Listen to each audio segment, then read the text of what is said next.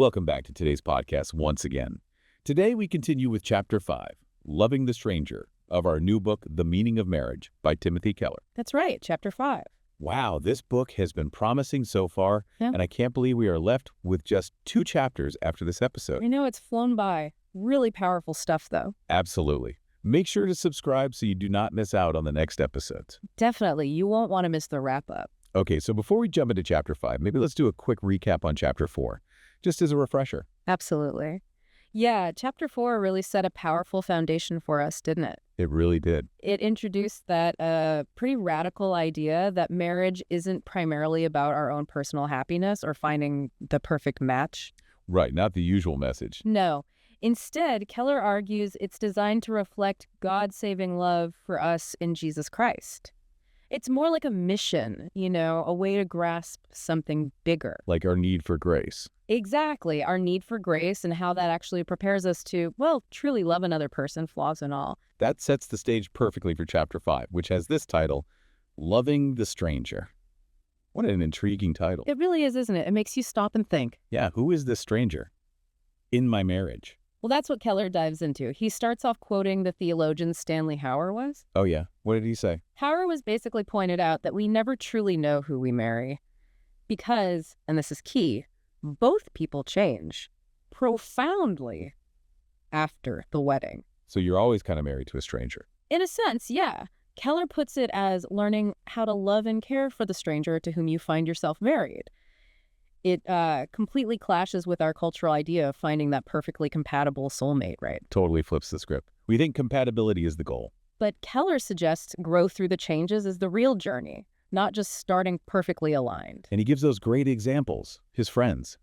Couples who seemed, totally mismatched on paper. Yeah, those are fascinating. Like the elegant Greek Orthodox woman with a really boisterous Baptist guy. Right. Or the wilderness guide who married someone who thought camping meant a holiday inn. Exactly. But they built these happy, solid marriages over decades. It shows that initial compatibility isn't the finish line. It's about building something together. So why does this stranger thing happen? Why do we change so much or see our spouse differently? Keller gives 2 main reasons. First, marriage itself just changes us in ways we can't predict. Our priorities shift, we mature, hopefully. The person you are at the altar isn't the same person 10, 20 years down the line, and neither is your spouse. Okay, that makes sense. What's the second reason? The second is a bit deeper. Keller talks about our innate tendency towards self-centeredness. He calls it being spiritually broken. Sin, basically. Basically, he quotes Dennis Rougemont asking, why should neurotic, selfish, immature people suddenly become angels when they fall in love? Chuckles. Good question. Right. This underlying reality or selfishness is why marriage is often harder than, say, mastering piano or getting good at tennis. It forces us to grapple with our core nature. Okay, so if marriage brings out this stranger in us and our partner, Keller also says it has the power of truth. It holds up a mirror to our flaws. Ooh, sounds tough. It is tough, no doubt about it. But Keller frames it as a gift. A difficult gift, maybe, but still a gift. Oh, so... Well, the very closeness of marriage, the intimacy, it naturally brings the truth about who you really are to the surface, those hidden bits. The parts we don't like to look at. Exactly. He uses this analogy of finding a small lump. Maybe it turns out to be cancer. Discovering it is painful, right? But ignoring it, that's far more deadly. Marriage is like that. It reveals things. And Keller says it's not necessarily your spouse pointing the finger. It's the marriage itself creating the context where your selfishness, your patterns just emerge. That makes me think of that story he told about Rob and Jessica. Oh, yeah, that's a powerful illustration. Rob had that lifelong issue with empathy, right? Always saying insensitive things. Yeah, he just didn't get it. And Jessica was initially drawn to his assertiveness. But then in the marriage, she saw the full picture, the depth of his insensitivity. Right. And the marriage didn't just highlight it, it forced him to confront it. He couldn't hide from it anymore. And Jessica, too, she had her own thing, right? Fiercely independent, ready to drop anyone who let her down. Exactly. But the marriage vow, that commitment, it meant she couldn't just run away from Rob's issues or her own reactions. They had to work through it. And they both grew because of it. Took time, though. It always does. And that leads right into this idea Keller talks about. The someone better. Ah, yes. What's that about? Is it finding someone else? No, not at all. It's the opposite, really. When you start seeing these flaws, this dross, as Keller calls it, in your spouse. Like impurities in metal. Exactly. It's so easy to think, oh no, I married the wrong person. There must be someone better out there for me. The grass is greener. Illusion. Totally. But Keller says the someone better isn't someone else. It's your current spouse, potentially. Once you both commit to working through those difficult truths, to being refined. So someone better is the person your spouse can become through this process. And you too. Yes. It's about seeing the potential, the gold underneath the dross, and believing that refinement is possible because of the commitment, not in spite of the flaws. Okay, I love this next bit. The godly tantrum. Timothy Keller and the wedding china. It sounds dramatic. It does sound dramatic, doesn't it? But it makes such a crucial point. So what happened exactly? Was she just furious? Well, Keller emphasizes it wasn't an uncontrolled emotional rage. He described it as a laser-focused, unrelenting insistence on being heard. Okay. She knew Tim wasn't really hearing her about his overworking. They'd agreed he'd cut back after moving to New York, but years later, he was still addicted to work, always putting her off. Been there. Uh-huh. Maybe not the china part. Chuckles. Mm-hmm. Right. So she calmly told him she needed to make a point. Then she took a hammer and deliberately broke a few of their wedding saucers. Not plates, just saucers. Wow. Effective. Apparently. It was so out of character, so intentional, it finally broke through his defenses. He heard her. It wasn't about the china. It was about accountability, about making him face the truth he was avoiding. So what's the takeaway for us? Start smashing dishes. Laughs. Probably not the best first step. No, the point is about giving each other the right, the permission to speak hard truths, to hold each other accountable, but in love. Like that verse in Hebrews. Exactly. Hebrews 3.13. Exhort one another daily, lest you become hardened by the deceitfulness of sin. Sometimes love requires confrontation, even if it feels super uncomfortable. It's about building a relationship where those tough conversations can happen safely. Precisely. Knowing it comes from a place of love and commitment to the relationship's health. So marriage has this power of truth revealing flaws. Yeah. But then there's the flip side, the power of love to heal and affirm. That's a beautiful balance. It really is. It's essential. Keller gets quite vulnerable here, sharing his own experience. About feeling not very manly. Yeah. He said he was a nerd before it was fashionable, often felt inadequate, maybe even mocked. But Kathy, his wife, consistently affirmed him, pointed out his courage, his strength, made him feel like, in his words, Superman. Wow. And over years, that consistent, specific affirmation actually sank in and reshaped his self-perception.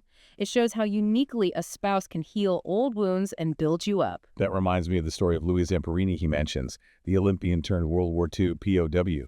Incredible story. Years of horrific torture, unimaginable suffering, came back deeply bitter, traumatized. Understandably. But then his wife, Cynthia, had this spiritual awakening. And eventually, Louis had his own profound experience of God's love and forgiveness actually at a Billy Graham event. And it just transformed him. Instantly, according to the story. Flooded with God's love. He was immediately able to forgive his Japanese captors, these men who had brutalized him. His whole life, his marriage, everything changed. He found joy. That's amazing. It shows the depth of healing possible. It really does. And Keller connects this to Romans 5.5, how God's love is poured out into our hearts through the Holy Spirit. This divine love, he argues, is what empowers us to love and serve others, even when we're dealing with our own deep hurts or their flaws. So God's love has both truth and commitment. Exactly. Radical truthfulness about our sin, but also radical unconditional commitment to us. And that's the model for marriage, holding both truth and love together.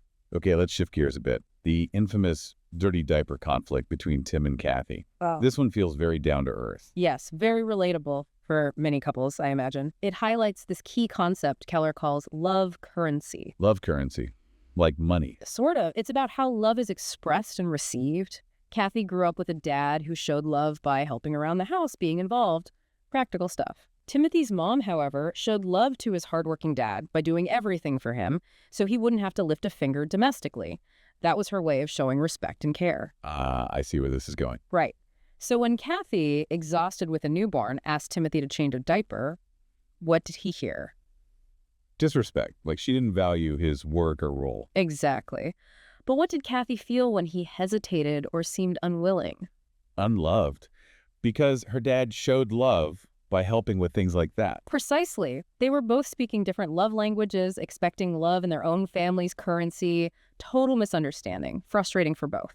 So that raises the big question. How do we give love so our spouse actually feels it? How do we learn their currency? That's the work, isn't it? You have to intentionally learn their love languages or currencies. Keller breaks it down into a few key categories, reminding us love is action, not just feeling. Okay, what are they?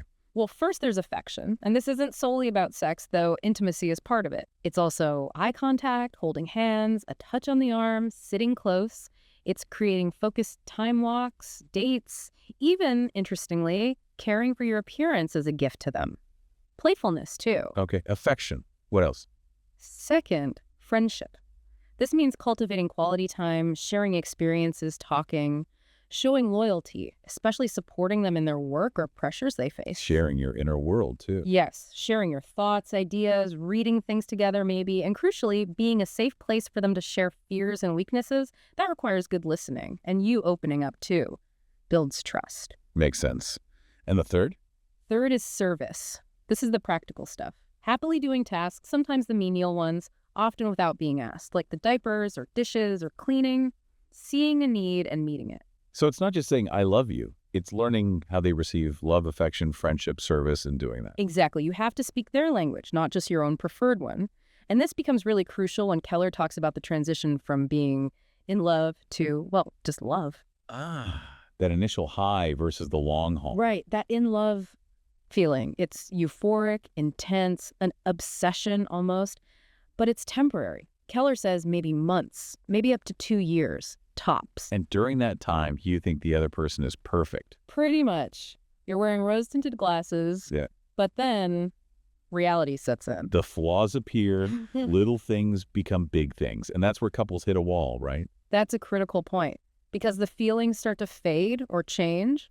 And at that juncture, love has to become a choice, a deliberate action. He tells that story about Brent and Becky. Yeah. Powerful example. Brent tells a counselor, I don't love Becky anymore. The feeling's gone. He's actually in love with someone new. Oh, boy. The counselor explains that after the euphoria fades, if spouses don't actively speak each other's love languages, the emotional tank, as he calls it, just drains. There's nothing feeding the feeling. So Brent's new relationship fizzled too. Predictably, yes, because it was also built just on that fleeting in love feeling. He eventually went back to Becky, but this time committed to choosing to love her, learning her language, acting in loving ways. And it worked. It renewed their marriage. Because the actions, the deliberate choice to love, actually began to rekindle and deepen the feelings over time. So the huge takeaway is you choose to love even when the feeling isn't strong, and that very choice, that action, can eventually bring the feeling back, maybe even stronger. That's exactly it. It reminds me of C.S. Lewis. You know, he famously said something like, don't waste time bothering whether you love your neighbor. Act as if you did. When you are behaving as if you loved someone, you will presently come to love him. Wow. Act your way into feeling. That's powerful for marriage. It really is. Foundational, maybe. Okay, so reflecting on this whole chapter, loving the stranger, if you had to boil it down, what are maybe 5 key lessons folks should take away? Singles, couples, anyone. Okay, 5 key lessons, let's say. First, and this is huge, love is a conscious act, not just a feeling. That initial buzz fades. Real lasting love is a choice, a commitment to do loving things day in, day out, especially when you don't feel like it. Those actions actually build the deeper affection. Okay, number 1, love is an action. Second, marriage is a mirror to your true self. It has this unavoidable power of truth. It will show you your flaws, your selfishness, that stranger inside. Don't see it as a curse. See it as a, well, painful but necessary gift for growth. Number 2, marriage reveals truth about you. Got it. Third, truthful accountability is necessary. Healthy marriages need open, sometimes tough, communication. You need to be able to speak hard truths in love and receive them too. Like the Keller's China incident showed, sometimes they need to find a way to get through. It fosters growth. Number 3, accountability matters. Okay. Fourth, sacrificial love has healing power. Marriage is this unique space where past wounds can be healed and your worth affirmed. When you intentionally love your spouse how they need to be loved, it reflects God's love and brings deep security and healing. Think Zamperini. Number 4, love heals and affirms. Right. And finally, number 5, understand those love currencies. It's vital. To keep your spouse's emotional tank full, you must learn and speak their specific love language, affection, friendship, service, whatever it is for them, not just default to your own way of showing love. Okay, number 5, speak their love language. Those are 5 powerful takeaways. They really get to the heart of Keller's message in this chapter, I think. Yeah. But there's a final provocative thought Keller leaves us with, a real challenge. Oh, yeah? What's that? The challenge is this. The person whose affirmation and love you crave most deeply, your spouse, is also the person most profoundly hurt by your selfishness and sin. Oof. Yeah. So when you withhold love or your words are harsh, that truth about their flaws coming from you can be absolutely crushing, not constructive. There's the dilemma. That's a tough reality to sit with. How do we even navigate that? What does it mean? Well, it means on our own, we really struggle to balance that radical truth with unconditional love. We tend to swing one way or the other. Too harsh or too permissive? Exactly. But Keller points to the gospel. The belief that we are deeply flawed, yes, that's the truth. But we are simultaneously so profoundly loved and valued by God that Christ died for us. That's the radical love and commitment. So knowing you're both flawed and loved changes how you see your spouse. It gives you the inner security, the humility, and the confidence to see your spouse's flaws, honestly, the truth, without needing to condemn or crush them. And it empowers you to offer that deep, committed love, the grace that promotes their healing and growth, not their destruction. It goes back to that czar analogy he used, right? Precisely. The czar sees the son's terrible sin, the embezzlement, the truth. But then he pays the debt himself, radical love and commitment. It's that combination, that grace that has the power to truly transform hearts, both in our relationship with God and in our marriages. Wow. Truth and love held together by grace. That's a lot to reflect on. It definitely is. It's the core challenge and the core hope, according to Keller. Thank you for joining us today. This has been incredibly insightful. And don't forget to subscribe to the channel. Yes, thanks for tuning in. See you next time.